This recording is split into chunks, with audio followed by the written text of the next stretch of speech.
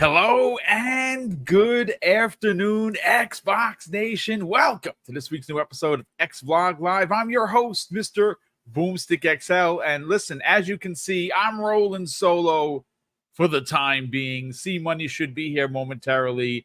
And being I said his name, kind of like Candyman, he should arrive. But listen, ladies and gentlemen, a big thank you for checking out today's live stream. For the next 75 minutes, we're going to get into, well, two pretty big topics. And one of which, let me just get to the chat over here because they specifically asked for. He's one of the first in the chat today. Want to give him a shout out. Master BKB Lubu. Welcome, sir. We are going to be talking about the visit that Phil Spencer did to Koei Tecmo. And, well, interestingly enough, he was playing Ninja Gaiden right after his visit. So, you know, some people think that it's nothing, and most people actually think it's nothing. Well, I'm putting my tinfoil hat mohawk on. I have some thoughts. I got some theories, but we're also going to get into a rumor that popped up. Now, it has not been a widespread rumor. We do have a named person who has dropped this rumor. Again, take it with an absolute grain of salt. Apparently, Ghost of Yotei is potentially going to be delayed into 2026. We'll be breaking down exactly what was said, who the person is, who they heard it for or from, and that's going to be the show. But listen, I want to say a big thank you again for everybody that's here. The regular cast of characters are here. We super appreciate it. Oh shit!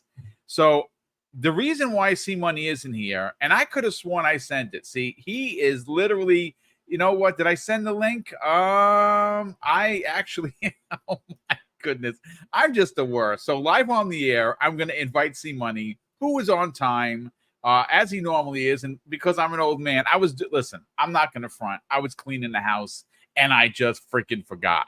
So listen, we'll get C Money in here in a second. He had to show up into the chat and be like, hey, there he is.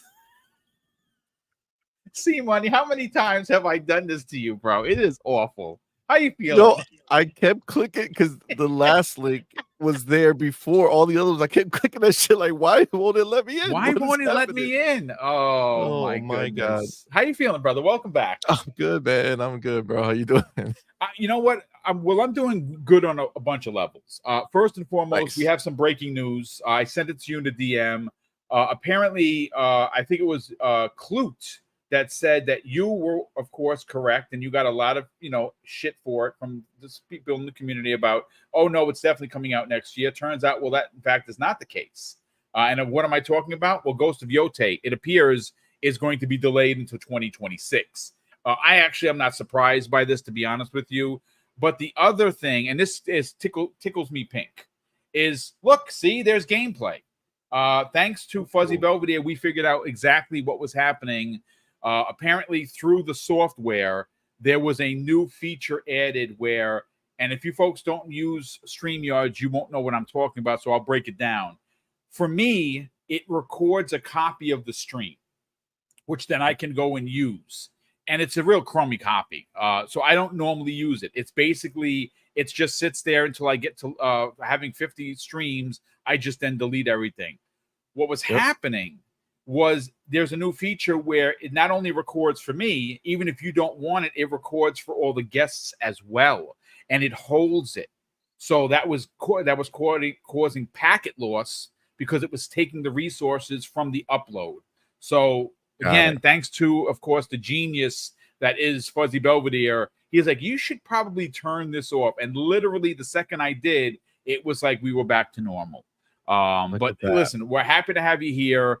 We're going to get into it again, 75 minutes, folks. We're going to get into, well, this show, today's show is going to be dedicated to ninjas and samurai, because obviously we're talking about Ghost of Yotei potentially being delayed. And again, I say potentially, and I also want it to be clear that take it with a grain of salt. It is a quote-unquote insider who has been known to be right, and we do have some actual quotes of who he spoke to. Of course, It's not exactly who he spoke to, but it's what was said in context to what we're going to discuss. And you take it and run with it however you want. And of course, we're going to open up the show, See Money, with Phil Spencer. Now, obviously, Phil Spencer was in Japan.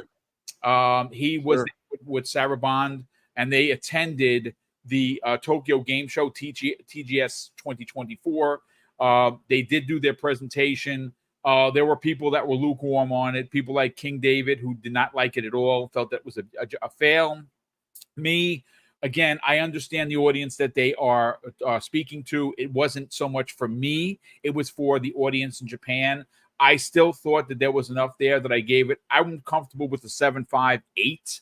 I was disappointed that we didn't get any a new announcements of, let's say, like a Lost Odyssey remake, or for instance, a new Ninja Gaiden potentially. We didn't get that. I thought that we might, but unfortunately we didn't, and it's fine. But see, I want to go right into the fact that Phil Spencer took the time to go over and meet with the people at Koei Tecmo. Now, why is that important? Well, look, they apparently mended all bridges or fences with Square Enix. They have an amazing relationship with Capcom that is very apparent. They are working currently with Konami as well. Is it going to be anything exclusive? I don't think so, but at least their games are showing up in and on Xbox. Going back to Capcom, there was an issue with these old school fighting games, and I was one of the biggest rah-rah guys for it. And what did Capcom and Xbox do? They figured out the problem, and next year we're getting every one of the collections that a Nintendo Switch, PC, and PS4 got, which is awesome. But a couple of games have skipped Xbox that come the way of Koei Tecmo. And, again, we don't know if there was any bad blood. I don't think that there is.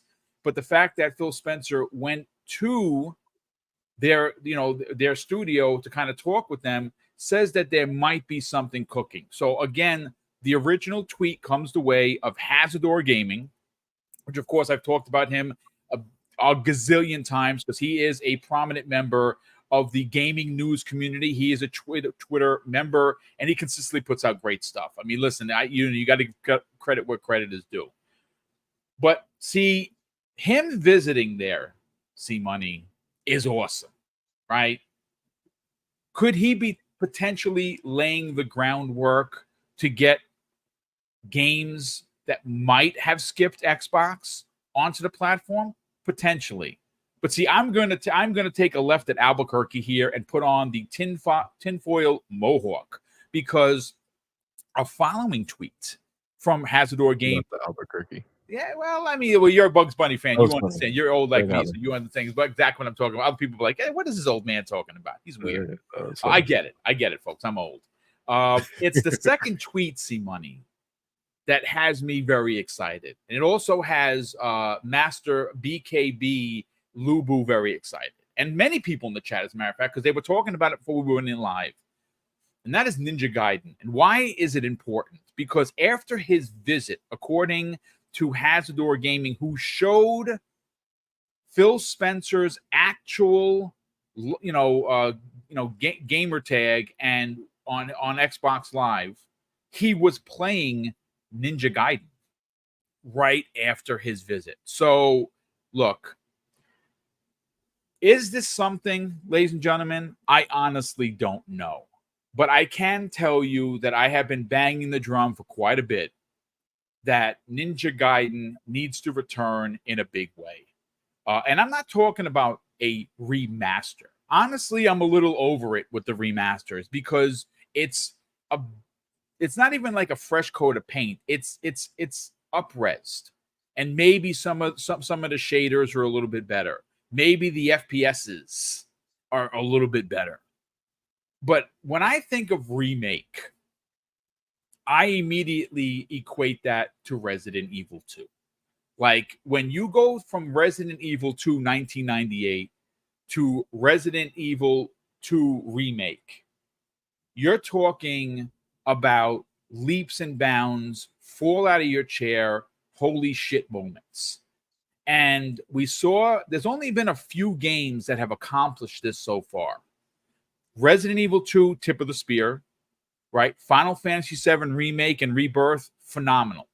And again, I know that's a sore spot for a lot of people because it's not an Xbox yet, but it's don't worry, it'll be here before you know it. You also have Resident Evil 3. Now, Resident Evil 3 remake is great, but it could have been greater because they cut out a massive part. There's a whole zoo part that they cut out. I don't understand why they did, but they did. So for me, it's not as good as 2. And then, of course, Snake Eater, which is Metal Gear Solid 3, which is coming out this year for all the consoles, including Xbox, looks to be, again, unbelievable.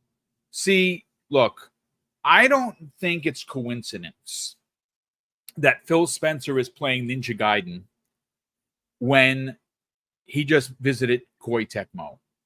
I mean, is there something here? Are we barking up the tree correctly, or do you think that it's a big nothing burger? I want to get your hot take on it.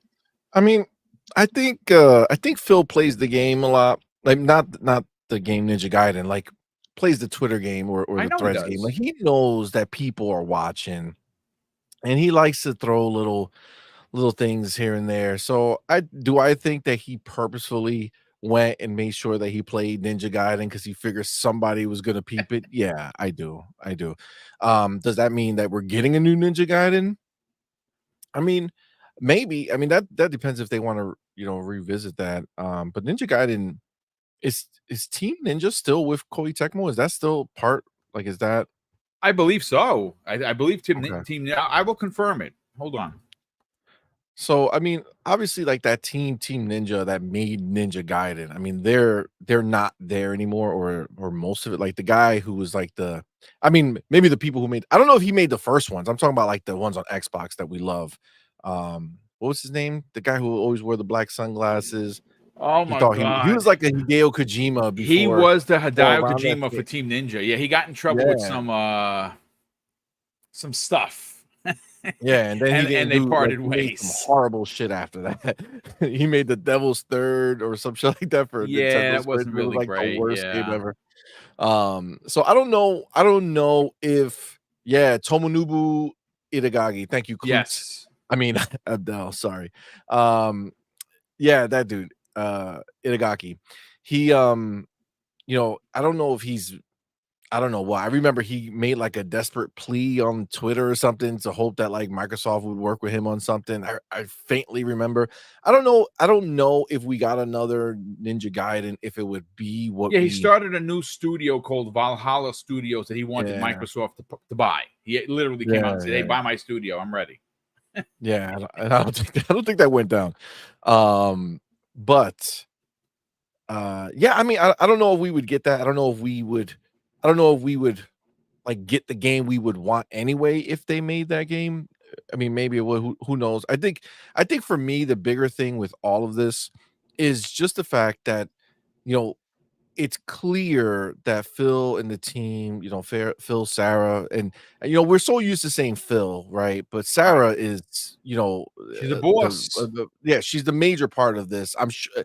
Honestly, I feel like Phil's been at it forever trying to get Japan in, and they haven't made any moves. Magically, Sarah's now involved, and all of a sudden, there's a bunch of changes with Japan coming our way. So, she very well might be the linchpin here to really bring it all together. But ultimately, regardless of who is the reason for it, it's clear that Xbox is making moves with Japan, right? They're making headway there. And ultimately, I think that's the most important part. And I think, like I obviously we all heard King's take on it. And I know he's getting a lot of, heat from Xbox people about it. And let's not forget that opinions are opinions, right? Yeah. And if he went into that show hoping to find stuff that he was going to be personally pumped about, and he was disappointed by that, then that it is what it is. But like you, Boom, I'm in the same boat. Like I personally am not.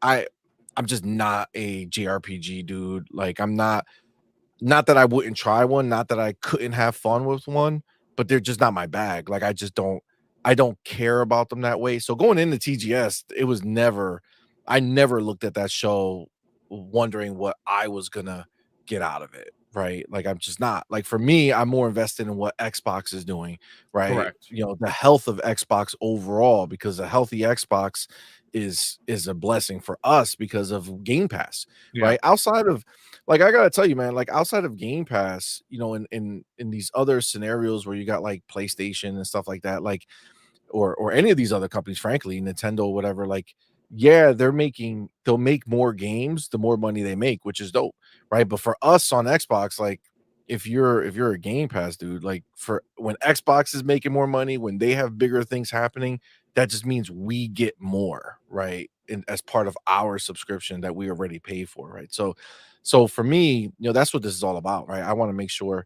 that you know, or I'm interested in how well you know Xbox is doing everywhere, right? So if they are doing big things in Japan, which is great, it allows us to get more in Game Pass. And you know, for me, I've been like this has been such a last few months for me with Game Pass, where I've been having you know experiences that I would not like ever have gone into on my own, like you know, Age of Mythology. You know, we review that, you know, and you know, Xbox sent it to us and it was great. And because it was there, you know, I was able to play it and enjoy it and see that I can like these games, right? Like a JRPG I would never buy in my mind, like just because it's just not my bag normally. But you know, if it's in there and it's something that has some excitement around it, I might go ahead and try it. I might see if I like it. You know, I like the ability to have different experiences if I choose. And you know, for me, seeing Sarah and Phil chatting with these studio heads and going to see Koei Tecmo and taking another group picture with Square Enix, which of course, It's a you big deal, know, dude. P. Diddy styles, Phil's stuck in the middle with everybody around him. They're reimagining that Lucky there was no baby oil. That's all I'm gonna oh say. my god, dude, Pause. they love this dude, bro. They can't yo, they can't let this man go, bro. Holy shit. It's wild. Um, but I mean, that's just the reality, right? He's making moves, they're making moves, they're getting more widespread attention in Japan. And honestly, that's a good thing, man. That's a good thing. And it's not only about what we know, like a Ninja Gaiden possibly coming back, right? You know, it's what new are they gonna make, right? Like what new experiences are they gonna bring? Are they working with you know Xbox on something directly? You know, does that Yes. open it up to them getting you know, games made that wouldn't have been made because they're working directly with Xbox, you know, is it just opening up the floodgates to stop you know, the BS where, you know, these some of these Japanese games didn't come to Xbox Yeah. and now that goes away, right? Now they are literally getting to the point where you know, these big games are just not missing Xbox anymore or they won't be, right? And I think that's important, you know, for the health of Xbox overall and just to kill the narrative. Like, you know, I famously did could care, you know, less about the Capcom Square, that you know, the fighting game that you guys were pumped Yeah. about. I mean, And but yeah. it's like the fact that it's coming is good, right? Like Yes. if it wasn't coming, I wouldn't care. But the fact that it is coming, you know, the people who did care now have that game, you know, now have access to that, right? And to be clear, I never had you know, I didn't never not wanted it to come. I just wasn't going to be upset about it. But the point is that, you know, the fact that the stuff is coming Yep. is good, right? Like it's a good thing because then there's no more, you know, of these little nagging things that become issues where now it's like, okay, the games are just coming because the relationship is there, the relationship is built. And you know, as much as we like to pretend that these games going on PlayStation is because the Xbox gamers don't buy these games, all you have to do is look at any first party exclusive that launched on PlayStation this year to Yep. realize that PlayStation gamers don't buy these games regardless. So it's definitely was not a sales thing. It was a just a relationship thing, right? Like it's literally these things were just, hey, we have a relationship with Sony, so we'll release our game there, right? There's not a lot of people with PlayStations in our country, so we want our friends to be playing our games, so we want to make sure that's where they are. And we don't want to do exclusive stuff on the Xbox or things that are like that. And the relationships change that stuff. Yep. And I'm not saying that we're in for a bunch of exclusives now, but what I'm saying is that everything becomes a possibility when the relationships are there, right? And this is not a thing where emails or phone calls are going to cut it, right? You have to be there. You have to be in person. You have to shake hands. You gotta talk to these people and start building that piece by piece. And they clearly doing the work. You know what I'm saying? And that's just what it is, man. Like they're putting in the work, and it's it's bound to bear fruit, right? And we've seen it already bear fruit, right? Like Square Enix, all those games, the whole slate, right? It's all coming over. People looked at the Tokyo Game Show and mocked the fact that there was no Final Fantasy 16 or Final Fantasy 7. And then what happened a few days after that, we get an interview where they're saying, yeah, we are going to bring Final Fantasy 16 over, right? He has the guy from Final Fantasy 7 um took the screenshot of Phil's post and reposted it, right? And he's just the Final Fantasy 7 dude, right? Why is he getting involved with Phil if he is not bringing those things over, right? Like it's just, look, it's not even about PlayStation or Xbox. Square can't afford to do what they've been doing. Correct. And again, it has nothing to do with a love for Xbox or a hate for PlayStation. It has all to do with the fact that they made a bad gamble with going exclusive on PlayStation. The numbers didn't work out. They've said it. This is not an opinion here. This is facts from them, that nothing that they released hit what they were hoping. Nothing. None of those, not one of the games that they released on PlayStation exclusively hit the way they were expecting. And that's just what it is, man. So Square is just not in a position. We knew from the beginning, like let's not play stupid, right? Like we knew from the beginning Final Fantasy 7 was going to go to Xbox at some point, right? There was always going to be, it was like a 2-year exclusive or whatever. It just kept getting extended, right? And now it looks like it's just they're waiting till all three come out. They're probably going to do like a bundle deal with Xbox or something. But these games are going to come because Square can't afford it not to take place, right? Like they just can't.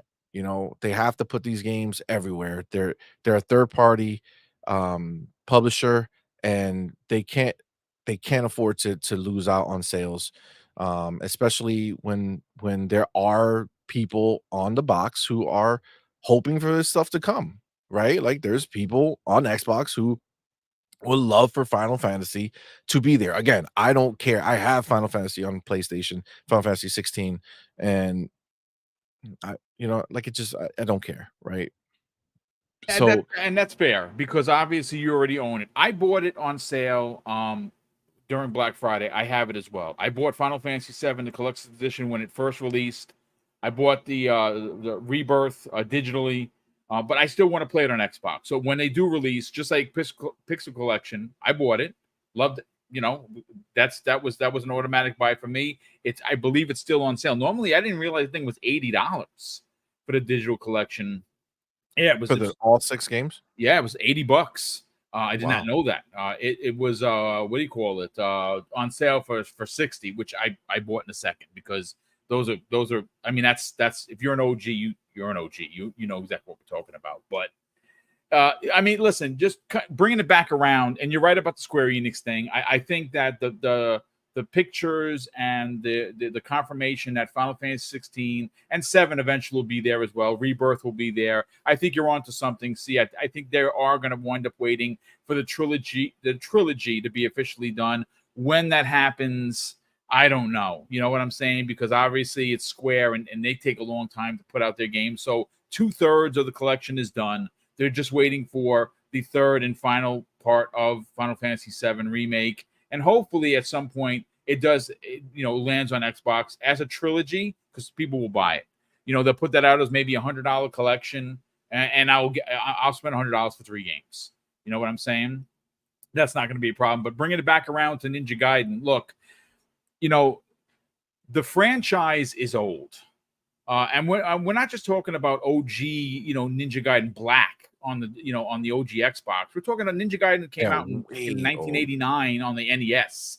You know what I'm saying? So it's an old school franchise that I would love to see come back in a big way. Now, granted, for me personally, I would love to see a Metrovania version come out. I'd love to see a reworked version of that potentially, because I don't want the original. The original one was so ridiculously hard; it was outstanding. Just I don't know if I even beat it, to be honest with you. But it is a franchise that there are certain franchises that when you say the name, you equate it to the brand. Ninja Gaiden is an Xbox branded game, and it's in our minds for sure. Yeah. I'm sorry, it just is. Now, has it been on PlayStation? Of course it has. But the truth of the matter is that when it released originally, it was an Xbox exclusive. And it was what you would consider a Souls-like game today. And the fact that Phil went over there, and then right after the visit, again, whether this is done on purpose, whether this is done to kind of give a hint, because this is one of those moments where what's on Phil's shelf kind of a situation. Like, he knows people are watching what he's playing. So why play Ninja Gaiden if there's nothing to it? So that's why I'm starting to think there is something.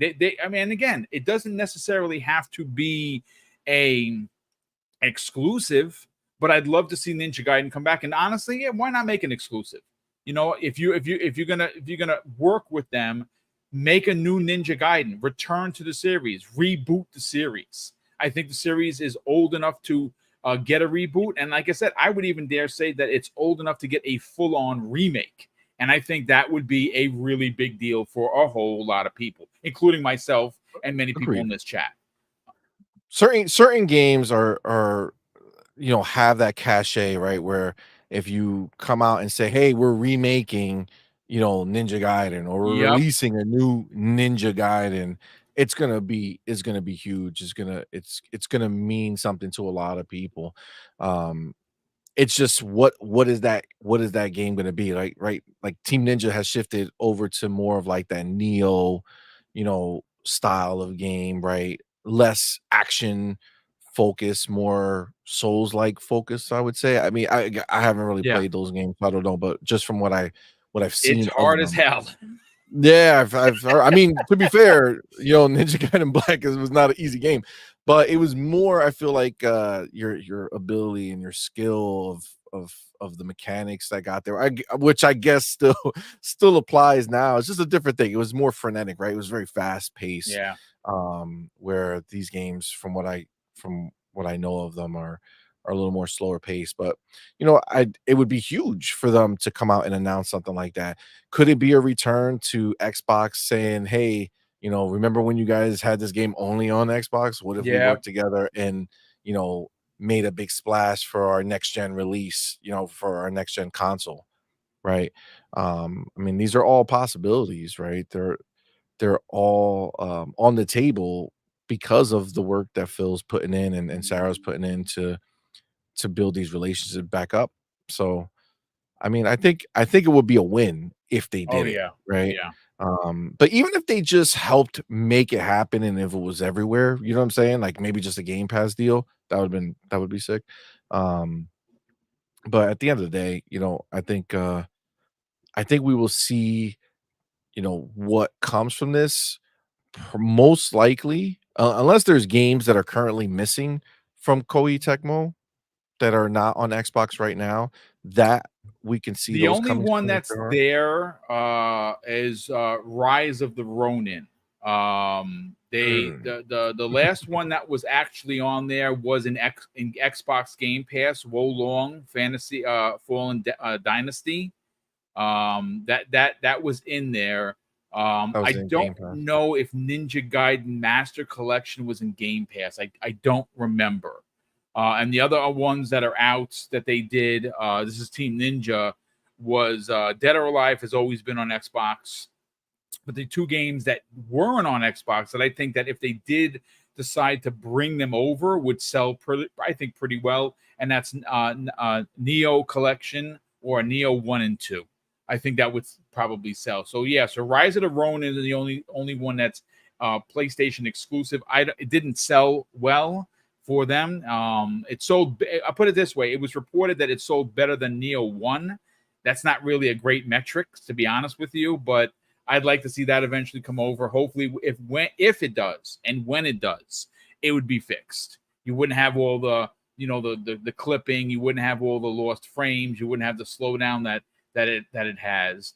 So it is what it is. But look, I like the idea that they're shaking hands and taking pictures and potentially kissing some babies while they're down in Japan. I think it's incredibly important that region may never be huge for Xbox, but just because it's not as big as Mexico or the United States or Canada or the UK, and Xbox is decent in a lot of those regions. The UK, they're not as big, but just because you're not number one doesn't mean that those gamers don't matter. They do matter.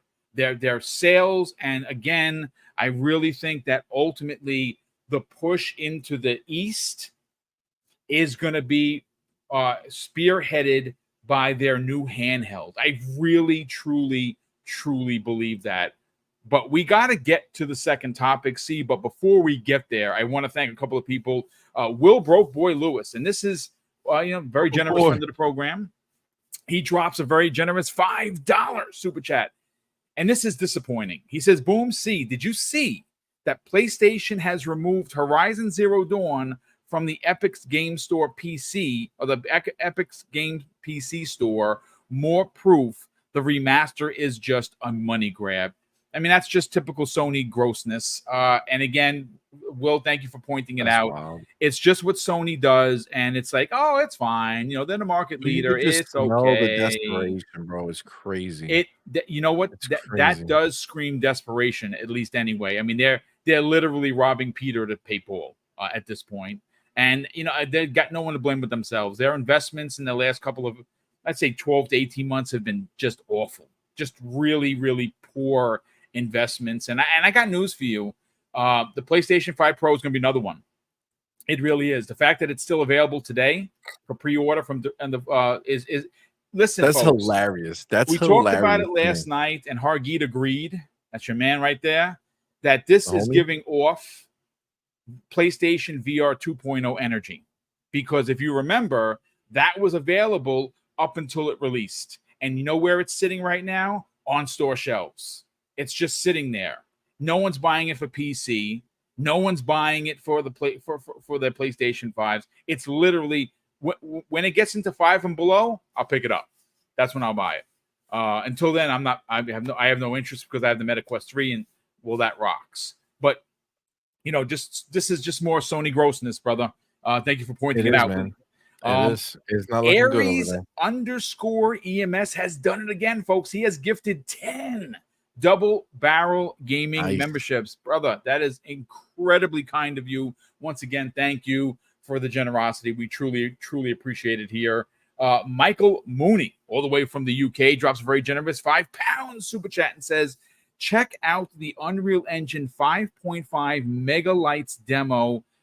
E-Day is going to be amazing. You know what? I didn't even see that. I'm going to look for it. And yeah, E-Day is going to be pretty impressive. I'm going to say this. E-Day, when it releases, is going to change lives. It's going to really do things for Gears that we've been waiting for. And Gears has always been tip of the spear. Like, no matter what Gears, listen, maybe 5 wasn't your bag because you don't, or 4 wasn't your bag because, I don't like the kids. I like Marcus and the old crew. And I'm right there with you. The new kids, I could take them or leave them. But the truth of the matter is that game looked gorgeous when it released, and 5 looked even better. And listen, one of the best studios that is owned by Microsoft is the Coalition. That's a fact. Everyone's working with them. They're working with everyone. Their expertise is being widespread across all of the development houses that they have under Xbox Game Studios, and we're all going to benefit for it. JJ saying 117 drops a very generous $5 super chat and says, "Hi Boom, a good idea would be if KT would make a new games of Ghostwire Tokyo and Evil Within supported by Xbox. Xbox could also do a Game Pass deal with Koei Tecmo." I mean, look, I think that's a fantastic idea. But I don't know what they're going to do with Evil Within. I would imagine, being that the studio is quote unquote saved, that maybe they bring a Ghostwire Tokyo 2. I love the first one. It was such a great game. The Evil Within franchise is phenomenal. I didn't care so much for 1 as much as I absolutely adored 2. 2 was freaking fantastic because it was more Resident Evil-esque with with the gunplay. But that's a great idea. But listen, see money.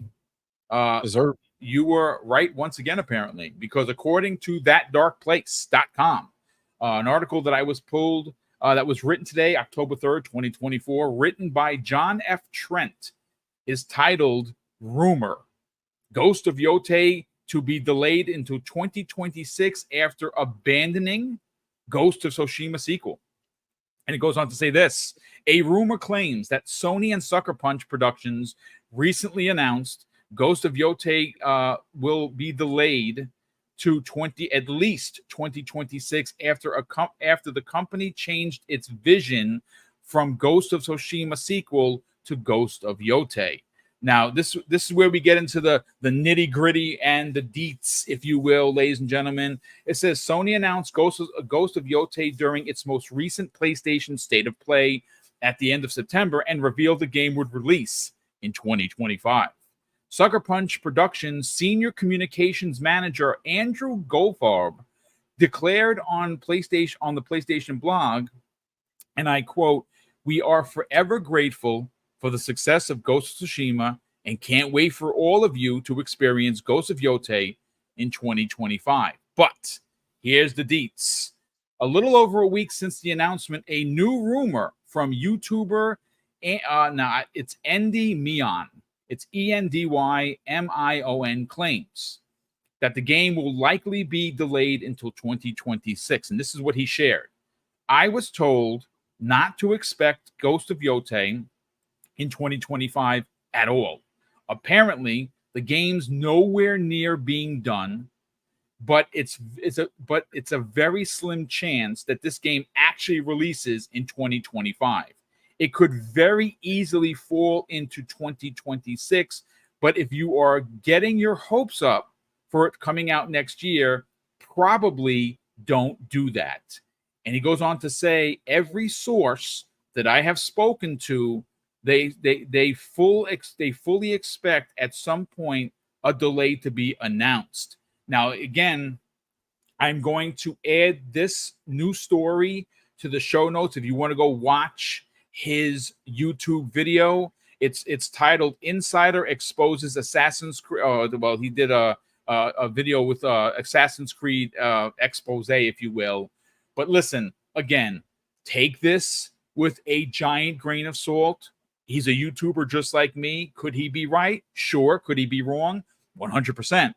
But see, you might be vindicated here, sir, because according to many people in the chat, you were kind of given the business by several of the PlayStation community, touting just a bias towards Xbox about this game possibly coming out. And I'm going to tell you something what I heard. I heard that the trailer that was made was in the same vein of when Hellblade 2 was shown in 2019. Remember, that was not the game. It was shown, it was put together to kind of just, hey, get it out there. We're doing Hellblade 2. I kind of heard the same thing about Ghost of Yotei. So if in fact that's the case, it's highly unlikely that Sucker Punch is going to be able to get this out in 2025. Let's get your thoughts, man. Well, they're absolutely right. These ponies were having a field day trying to clip us and talk crap, and it's like, fam, listen, you could live in denial land all you want. but it's clear that this was a trailer put out in desperation. Can you You can explain see why that you it there's feel? an Yeah, please, I can, please I break it can, down why you think that I is. can. Um, I'll give you a few reasons. One, uh, just like Indiana Jones, where it looked like it stopped, and then all of a sudden they added something with the date Yes, after the fact, right? That clearly looked like it was added on, right? That doesn't look like it was part of the main idea. You would have just done it right away. You didn't need Jeff to come out and separate it, right? So gotcha. if you watch their show, The State of Play, the show ends, right? It's a clear end. And then this like next part just magically comes out of nowhere in place, right? So it looks like it was added for sure, like after the fact. The other thing is the entire show leaked. The entire show. Yeah, Every single one, not some of them, not oh, they had a couple right. No, I think our homie Abdel posted it all right before the show. Everything leaked, but not that one thing. Why? Well, because it wasn't part of the original plan, right? The original plan leaked. That other piece was not part of it. That got hidden. But then it's just looking at the situation, right? It's just looking. I don't have to have an insider insight here to be able to kind of just put shit together. Um, the pro bombed, right? The pro announcement bombed. yeah, The pro, everything about the pro has bombed. And this is before the shit went live to go ahead and pre-order it, right? So just that 9-minute trailer, that shit was so bad, okay, that nobody was pumped for it. Everybody was joking about it. IGN, all the media, everybody. This was the first time that united fronts existed, and everybody was just like, "Why is this PlayStation 5 Pro a thing?" Right? Outside of your most diehard ponies, right? Everybody mocked it, right? So it was clearly a response, right? Clearly a response to the bad look that it got, that they said, all right, let's put something out there that says, hey, guess what, guys? If you buy a pro today, next year you're gonna get a game. Where does that whole thing look so familiar? I don't know. Maybe when they showed a God of War emblem hmm, that said, "Hey, next year you buy the PlayStation 5 now, next year you're gonna get a God of War." And it's so funny that we did not get a God of War the next year. Wow. It's almost like they were just going ahead and trying to go ahead and have you see it, and hope that it's gonna happen so you buy it. The other thing, the trailer. Compare. When they showed off Ghost of Tsushima, the first one, it's funny that it was all gameplay, you right? know They that started that with the trailer actually still holds up yeah, compared to what they. absolutely it does. That's why it's so embarrassing. That's a Yeah, PlayStation 4 game. That's a PlayStation 4 game. So they go ahead and they show gameplay and it's sweeping and everything. Like you could see the confidence that they have there, right? And what do we get for this one?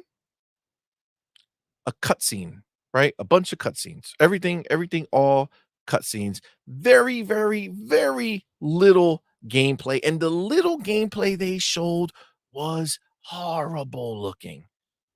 Horrible. It looks so bad. That's another thing that they wanted to come out here and call us out on because we said it looked shitty from the beginning. It looked like a PlayStation 4 game. It was a PlayStation 4 game. And then magically, right? Oh, C Money's full of shit, blah blah blah. Oh yeah, yeah, yeah. But it's funny because just not too long ago, Digital Foundry put out a video talking about their experience with the hands-on with their PlayStation 5 games, and they went ahead and all the ponies were out here quoting that. "Oh, look at Digital Foundry. Look at this. Look at them. They're saying that it's actually pretty good. Look at that. It looks decent. Blah blah blah blah blah." Right? But I for whatever reason, maybe I missed it, but it seems like none of the ponies wanted to go ahead and show when they came out and said Ghost of Yotei looks like the PlayStation 4 game. Isn't that funny? Isn't that funny that when I say it, it's I'm being a Xbot or whatever the fuck. But when they say it, they ignore it now, right? They don't want to say that they didn't say it, right? It's just all an illusion, right? No, I mean, this is just the reality of what it is. It's just what it is. It's clear that I mean, his story checks out, right? It makes sense when you look at the situation.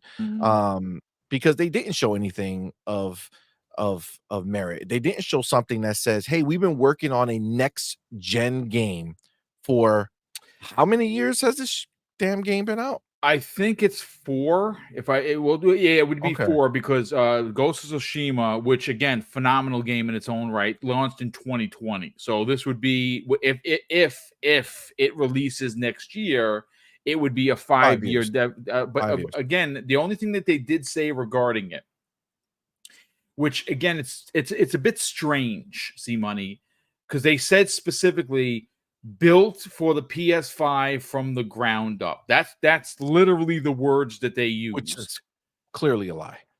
But again, it's interesting that there was no PlayStation 5 Pro version Mhm. shown. And like I said, Yep. if go back and watch the trailer, folks, we're not being pointed for console war rhetoric. Go watch the We have part where eyes, she's fam. running, where she's riding along the other side, other horses. It's not good. It is just No. not a good Even that little look. snippet of combat, they show it slow down.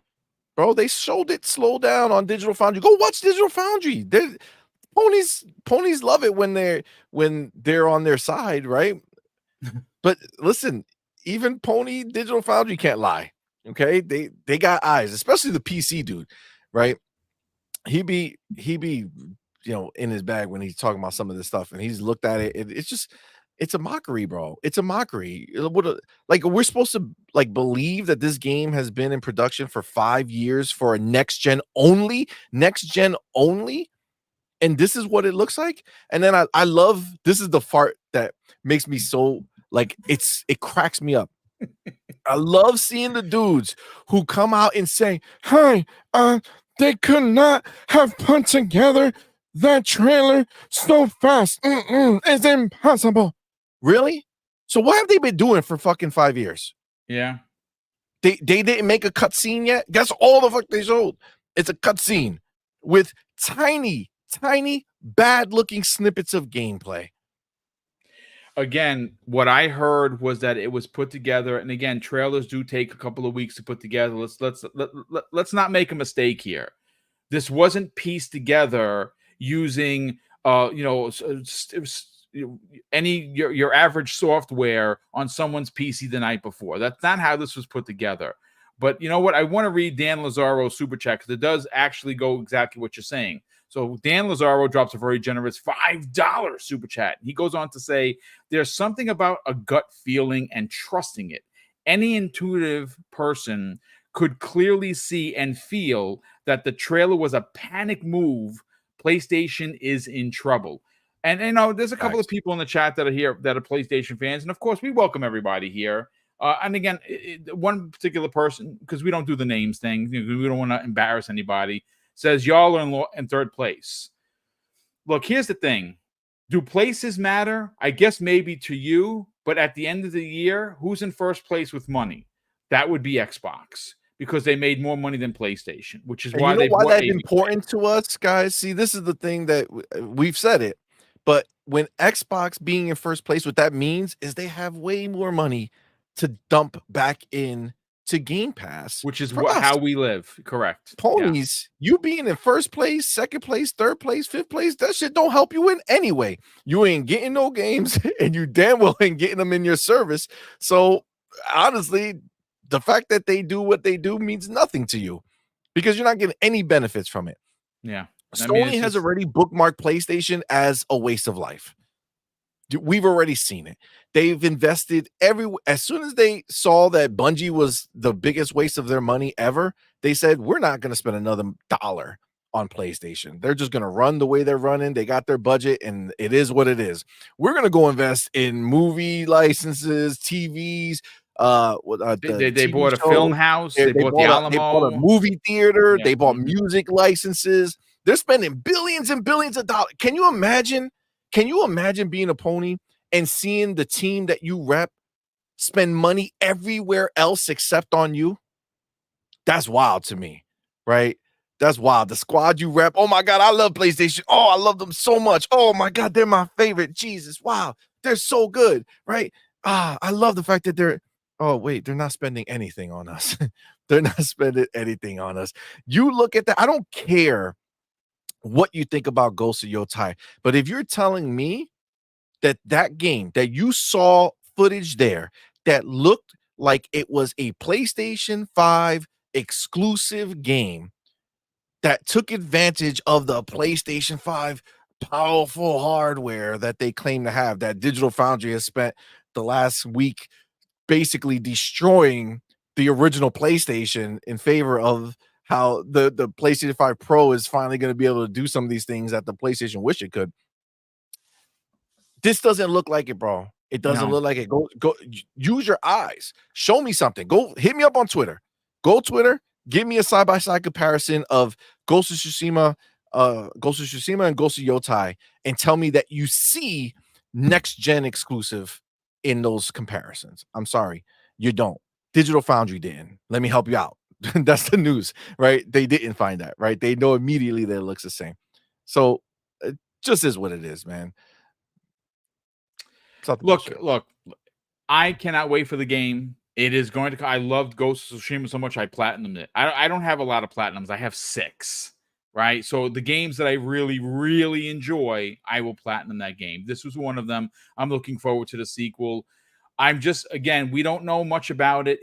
We know it's actually happening, which is great. People have been waiting for, quote unquote, a Ghost of Tsushima something. For me personally, I'm not let down that it's a female lead. I could give a shit. That doesn't matter to me. It's going to be a great game. It's going to be it's a different story. It's 300 years into the future. I personally, though, would have loved to continue Jin's story. I hear a I lot of believe, people say that. yeah, I think I believe at some point that is going to happen. I don't know what happened for the change of Ghost of Tsushima 2 versus this. Again, we don't know. There's no real specifics about why they changed direction and did they go, because again, I kind of feel, and this is just a feeling.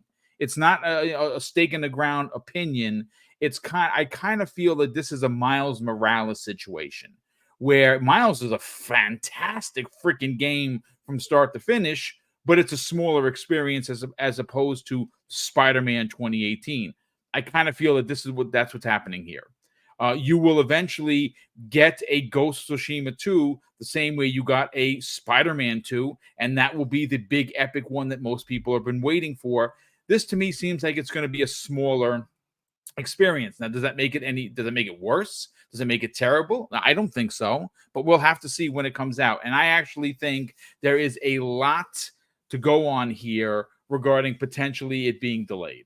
Again, we're still in 2024. We still got 3 months left of the year.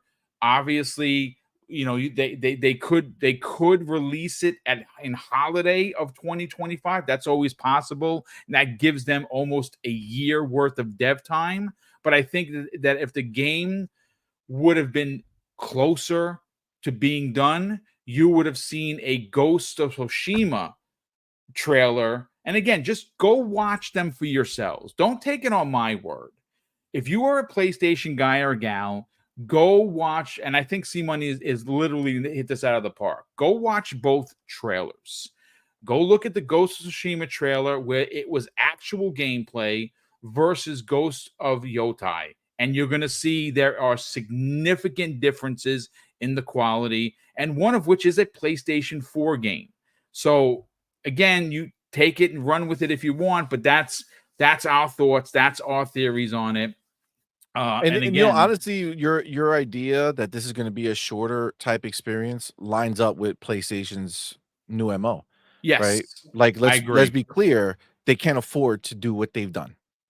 Right? They can't afford it. That's what being broke does for you, right? It just is what it is, right? So they can't afford it. So what they said, what they made very clear from the CEO down to Herman Holst, that the games, the way they're making these games is going to have to change. They said that, not me. It was them. They said that the money is not there.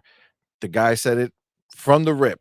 They know how to make games. They don't know how to make money, right? PlayStation is in shambles because of it, right? We see them in desperation mode nonstop, right? It's wild, honestly.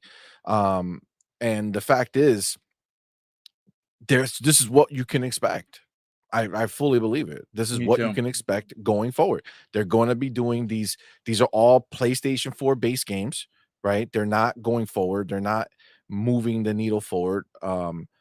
They're just going to take the base and add to it, right? And they're going to do them in at smaller scales so that they can get them out. I mean, Homeboy said he wants to get these games out faster, right? How do you get them out faster? Cut the content, right? Cut the size, cut the quality, right? That's how you do it.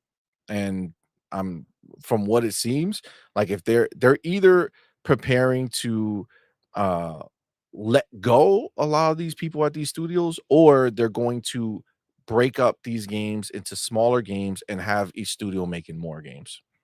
It's the only thing that starts to make sense of them trying to do something with their budget, um to be able to pump out something that people might buy. I mean, Ghosts of Yotei. I mean, listen, the fact that this thing says it, and we don't know how much of this is true, but I mean, you would think with the success of Ghost of Tsushima that they weren't expecting, right? They didn't know it was a new game, right? For that to be successful, and for your next game to say, "Nah, I'm good. We'll just we'll switch it up, new play, new character, new everything." Like for that to take place, that leads me to believe that, just like you said, they are going to do something smaller, and it's more of a small, almost like a money grab, right? To hopefully be able to make some more money off of this franchise in theory, and then hopefully maybe come back with a bigger Ghost of Tsushima, because that's what people expect, right? A Ghost of Tsushima 2 would be expected to be bigger, right? To be Yeah. bigger and Or at better. least the size of the original at Yeah, minimum. the size, but, like, meaning more grand, right? You would Yeah. Yeah, expect sure. better you'd be expecting better graphics, better all this stuff, where this is a new entry, this is a completely different character, the story's gonna be different, even though he's in the article, it says that they kept the idea of, the Ronin hunting him or whatever it is. So they kept that idea, but, I mean, look, at the end of the day, it is what it is, man. These companies, are out here trying to make a buck, and it's clear that some are, better at it than others, and the ones that are not are going to make the changes, right? We look, you can say what you want about Hiroki Totoki, but that dude is gonna save PlayStation, because PlayStation has been shit in the bed. No matter how you cut it, man. I know some people don't understand that the gross dollars don't matter, Yeah. right? It doesn't matter how much gross is there. PlayStation can gross $2 trillion. If they're only netting a few $1 billion, it don't matter, right? Like that's the only thing that matters to these companies, right? It's what they net, what they keep in their pocket after everything is said and done. And PlayStation is not successfully doing that in a meaningful way. Not for what they put out. They put Well, too no, much that risk they've out for what they net. It's just not worth it. I mean, look, And there's you're gonna they've see a had bad change. investment after bad investment. It's facts, and it's going to take them a long time to recover. And I got news for you, PlayStation fans. PlayStation 5 Pro is another failure. It is. It's going to set them back. Hargeet was right when he said that he believed that this was going to set back the PlayStation 6 by at least a year. Folks, I'll tell you something right now. Xbox is setting themselves up for another rematch with during like it was with the Xbox 360. They're going to have at least a year jump on PlayStation on both handheld and new console. That's just read the room. Sony is going to be working on a PlayStation 6, sure, but you don't think that was gummed up a bit when they decided to go mid-gen refresh? It did. And because it's still, look, just read the room, folks. All you got to do is go to PlayStation Direct, which I did before the show went live, and drop the PS5 Pro into my cart just to check. And it's still available. And it's the only place for you to reserve it. Not even the freaking scalpers are snatching it up. The only thing that was eaten up was the 30th anniversary, because quite frankly, that was a cool looking machine. All of their 30th anniversary stuff is scalpered. It's going to be out there. You see, it's $4,000 for that $1,000 package right now on eBay, and that's because that's the 30th anniversary. The regular PlayStation Pro is just not selling. And you know what's also, and it won't. It's just not going to. No, it's not something that you can be like, okay, it's sitting there. So now that means we can put them on the shelves, right? That means we can stock Best Buy, we can stock Target, we can stock these places because they didn't sell out online. This is not a impulse buy. No, not at it's that not. price. You can have them on the shelf. No one's gonna walk by that shit and be like, oh shit, there's a new PlayStation, and be like, 700. Yeah, that's great. No, they're gonna be like, oh shit, this is a new PlayStation. Look at the price and be like, nah, I'm good. And they're gonna keep it moving because nobody's gonna just grab that shit for 700. It's just not what it is. Look, you can't sit here and say that they made this game for the most hardcore people and then think that the casuals are gonna save it. Like, it's not gonna happen. The most hardcore people are not buying this shit. They're just not. They're not going to. The enthusiasts are the only ones that are going to buy it, and people are canceling. Sony's not stupid. Sony's not stupid. Do not believe in a heartbeat that they overmade what they believed it would sell. They did not say, oh, we want to have stock. No, they wanted to be sold out and wanted to have to come up with more units. That's what they did. They did not say, let's go ahead and make sure that there's enough so that when everybody gets it, there's still more sitting there. No, because that would defeat the purpose of the profit of it. If you have a whole bunch of boxes sitting somewhere that you made, that cost them money to make. Well, they got to ship it. They got to package it. They got to box it. They got to get the system. Everything in there costs them money up front. They make the money when you buy it. So if those boxes are sitting there, that's money that is sitting there, not bringing anything back. They do not want to have excess, especially for a niche product. They don't want it. No, they want to have a little bit, but not to the degree we're in, where it's been over a week and a half now at this point, and it's still at no point in time was that store sold out. Like, that's crazy for a new console. No, man, the market is speaking. The market is telling Sony, we don't give a shit about spending $700 on a new console. And frankly, you haven't done enough with your PlayStation 5 to justify the existence of a PlayStation 5 Pro.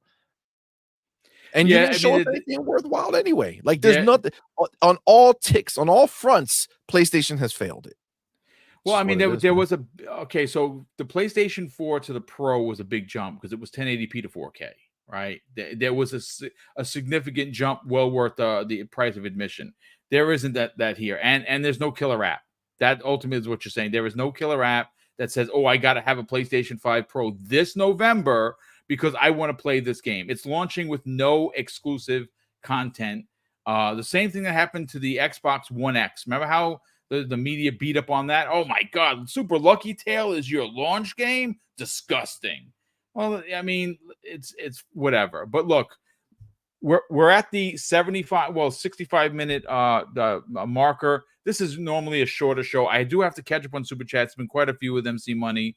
We have here, after the Dan Lazaro one, JD Gamer drops a couple. The first one of $5. He says Xbox has one problem, and all their problems flow from this one problem. That problem is the inability to properly cultivate their fandom. And of course, it continues.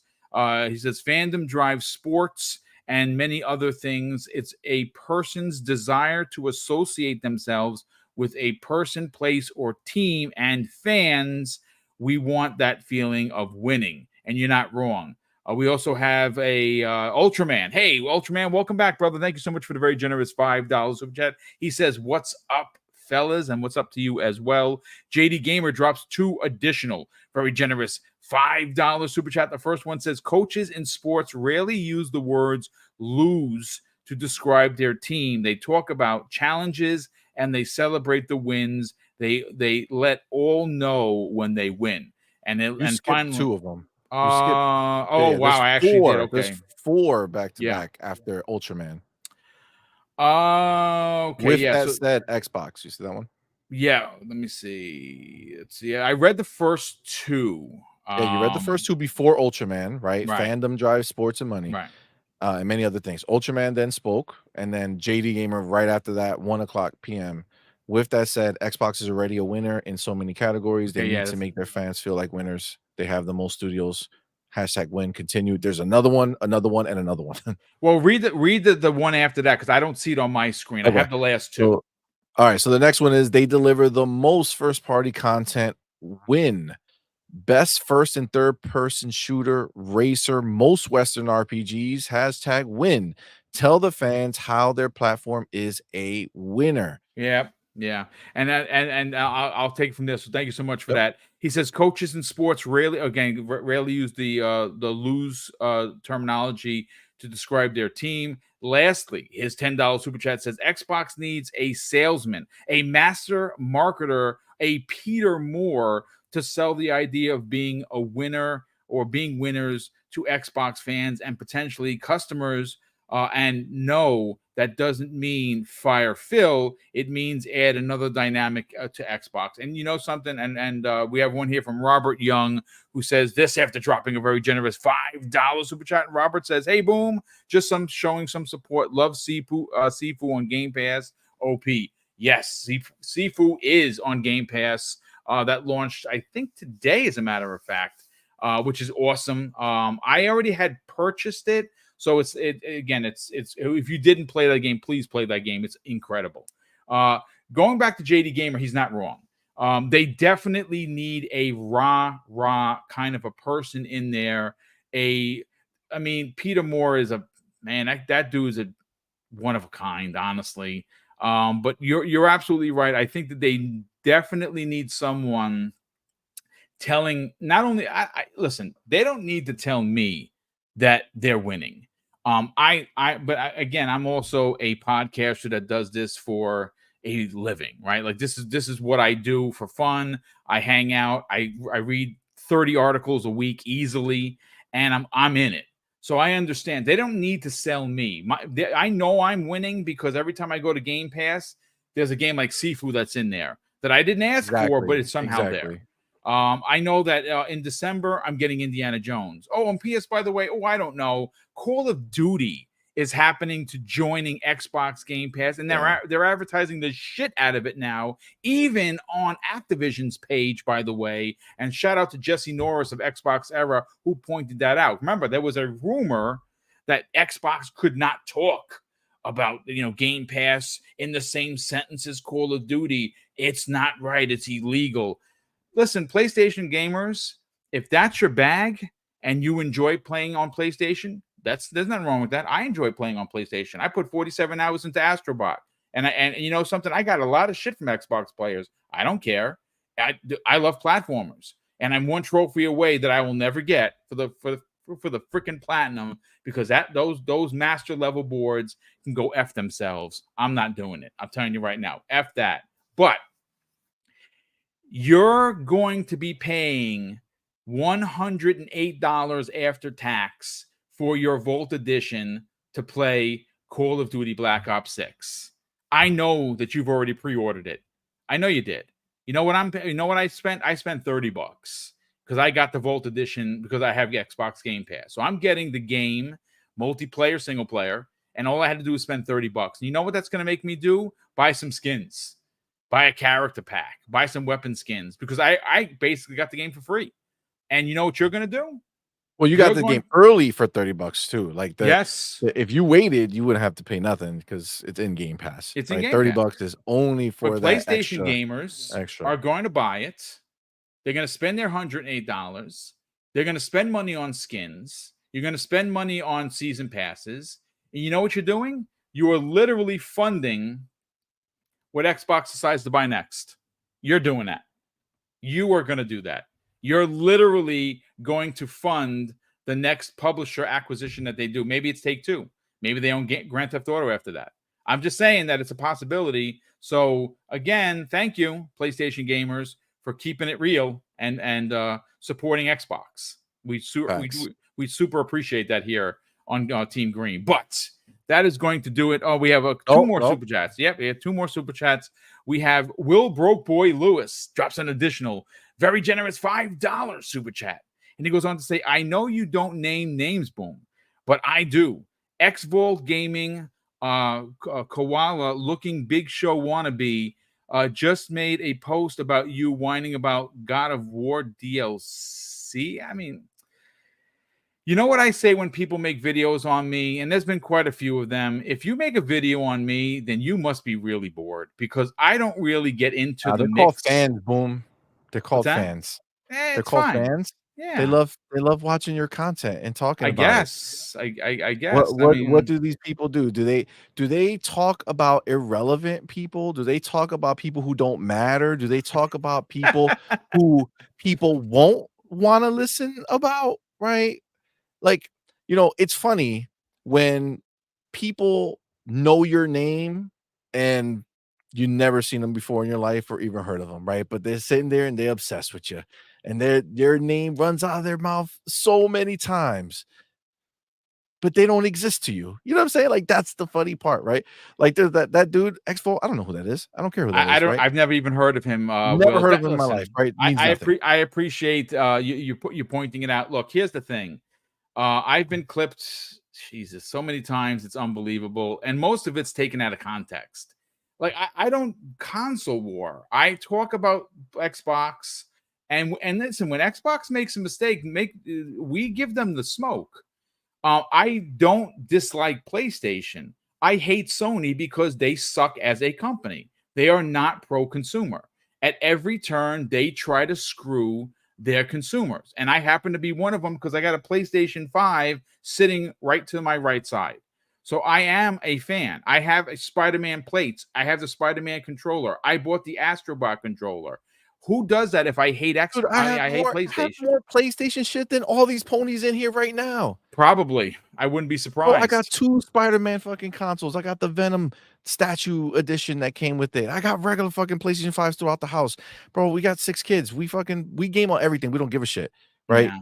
Doesn't mean that you're gonna just take my money for stupid shit all the time. And I regret, to be clear, I regret having so many PlayStation 5s after the fucking generation that they've had, which is wild. And people trying to give Xbox smoke for the generation they have. What are you talking about? We've had a phenomenal generation. Listen, it's fine. This has been a waste this gen, bro. It is what it is. We also have Jay Rambert drops a very generous $10 super chat, and Jay goes on to say Xbox just needs to properly market their products, i.e. Game Pass, games, PC, etc. To be honest, Microsoft as a whole sucks at marketing, but they are #1 company on the planet. Yeah, their marketing is egregious. That's just it. You can't even say anything nice.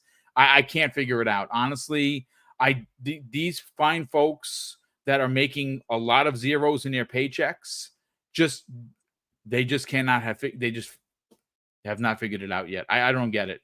I see a lot of marketing from people like Clobreel that do a better job than Xbox. It's a head scratcher.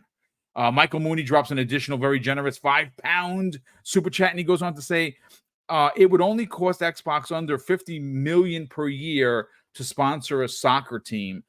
I mean, yeah, I mean, I can see that happening. I don't know if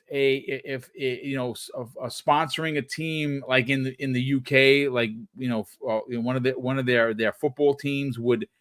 I mean, I know they've done it. I don't know what it would do for them as a brand. I think Call of Duty is going to be more of a shot in the arm, and I think that it being in Game Pass is a really big deal. So I think they may start to see some push in the UK, or at least in the European division of it for sure, because obviously, listen, it's Call of Duty, it's in Game Pass, it's just bonkers. Will Broke Boy Lewis. Okay. So I knew I heard the name X Volt. I just don't know who he is. Will Broke Boy Lewis says X Volt is a popular target of, oh no, it's Alex.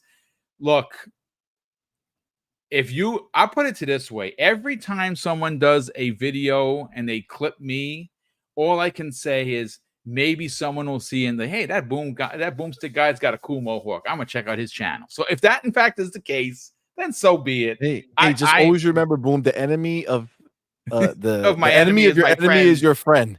So there's plenty of people. What they don't know, they're so stupid, bro. Yo, I've gotten so many subscribers that came in Good because for you, dude. These ponies are clipping, and they don't realize that so many Xbox people follow them because they either want to see their shit takes, or they're using it for content, or they're doing other things, and then we get subscribers from it. Keep clipping us, baby. Let's go. Yeah, listen, it's fine. Listen, I'm 54 years old. I was a New York City police officer. If you don't know, I was called all kinds of names. And you know something? I had an amazing career, and I never hurt anybody, not one person.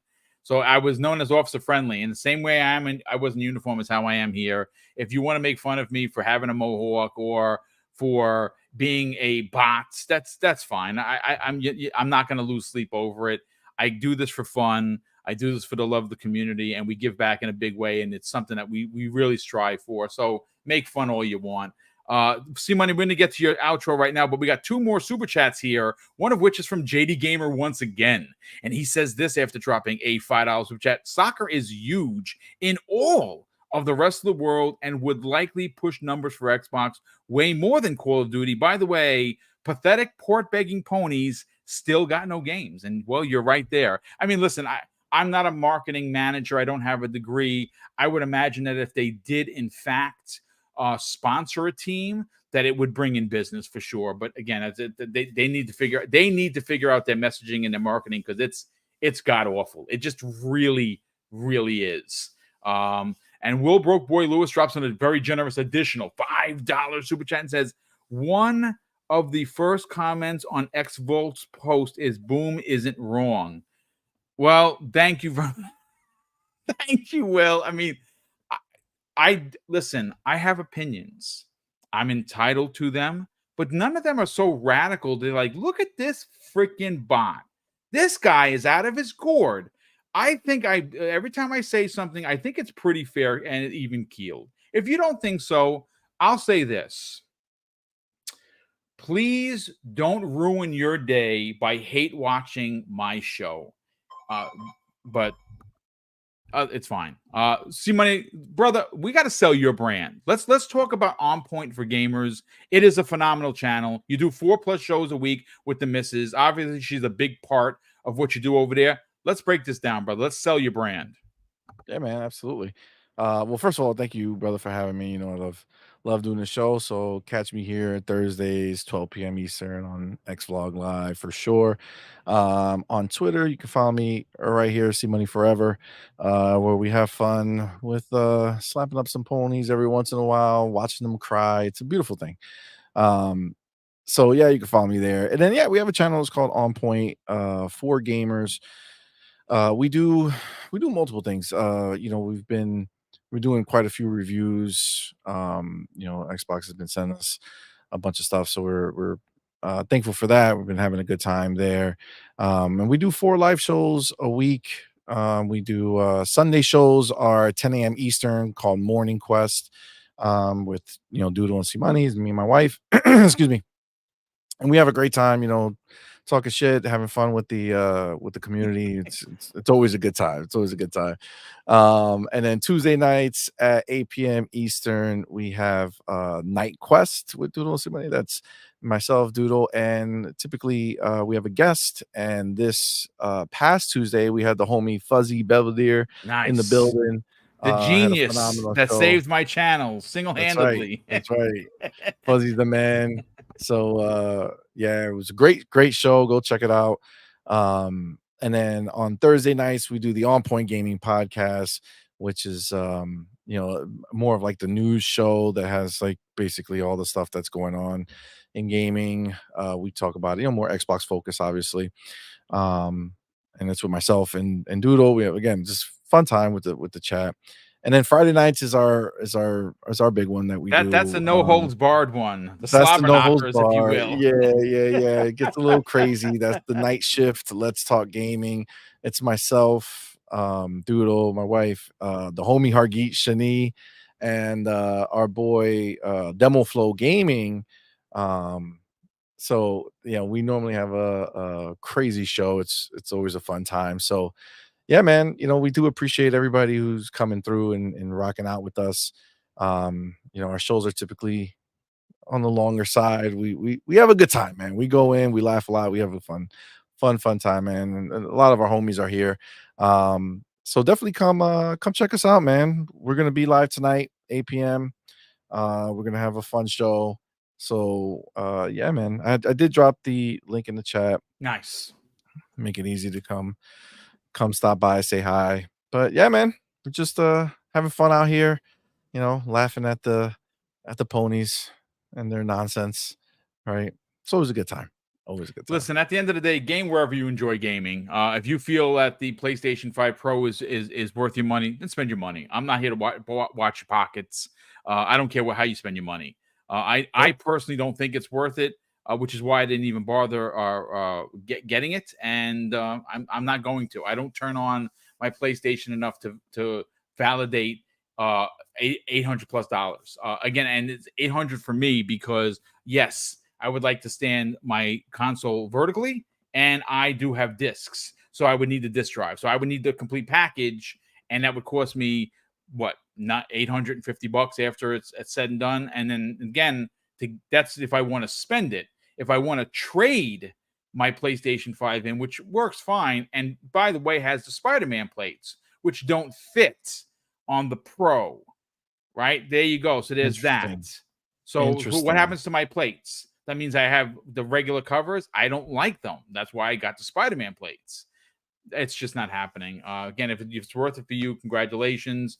I think that if you're not gaming on Xbox or at least on PC through Xbox Game Pass, you're doing it all wrong because you are saving money and you are getting your money's worth. But that is going to do us for me and C Money. Obviously, please check out his show with Doodle. He does each and every week. Great content, lots of fun, very pointed. He's not afraid to roll up the sleeves when it comes to console war rhetoric, and that's what we love about him. And hopefully you like him enough. Hey, they bring it.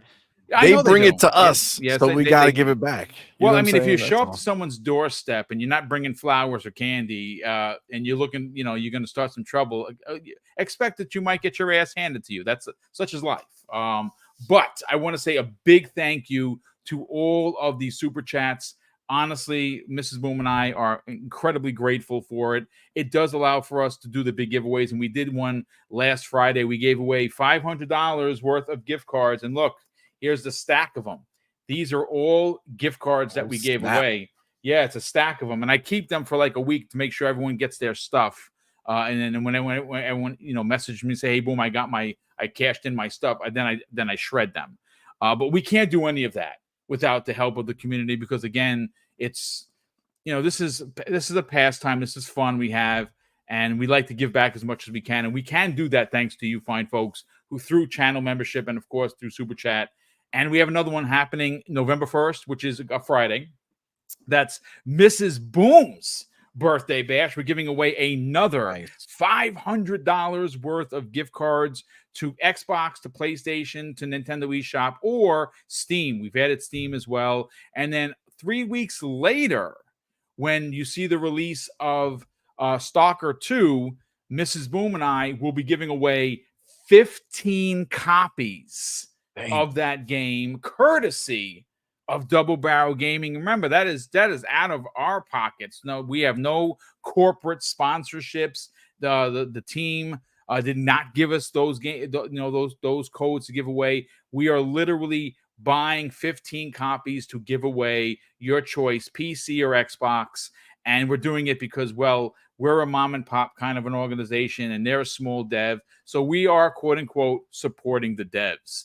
And to celebrate what that team and their families have gone through. We want to give back in a big way, and By we're the way, giving away 15 copies. remember to watch the Yes. the video that Yes. Xbox just dropped for Stalker 2. Yes. The behind the scenes and all that stuff. It's something crafting war or something like that. Something like that. Yeah, it's a powerful video, and we're definitely check that out. But of course, I'm gonna close out the show, folks, with something that's incredibly important to me. Hopefully, one day be important to you, and that's something that my dad taught us when we were kids. And he would say, "Craig, treat others how you want to be treated, and also it doesn't cost anything to be nice. You live by those rules, son. I can guarantee you're going to have an awesome day." So take care, everyone. And we'll see you next week on the newest episode of X Vlog Live.